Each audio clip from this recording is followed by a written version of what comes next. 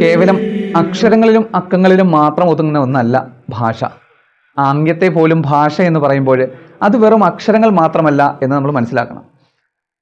ഒരു ഭാഷ പഠിക്കുക എന്നാൽ ആ സംസ്കാരത്തെ പഠിക്കുക എന്നാണ്.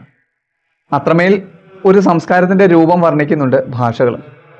വിസ്താരത്തിൻ്റെ നടുമുറ്റത്ത് വെച്ച് ഒരു സ്ത്രീ വന്ന് പത്രോസിനോട് ചോദിക്കുന്നുണ്ട്, നീയും ഗലീലക്കാരനല്ലേ?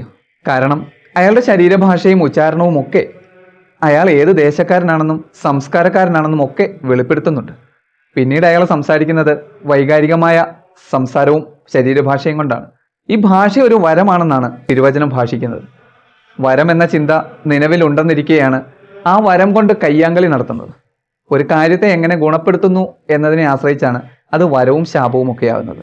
നമ്മുടെ കയ്യിലുള്ള തുലാസിൻ്റെ ഏത് തട്ടിന് തൂക്കം കൂട്ടണം എന്നതിൻ്റെ ഏകകം അവനവൻ്റെ പക്കലാണ്. അതുകൊണ്ട് ഭാഷ വരമായി തന്നെ ഇരിക്കട്ടെ.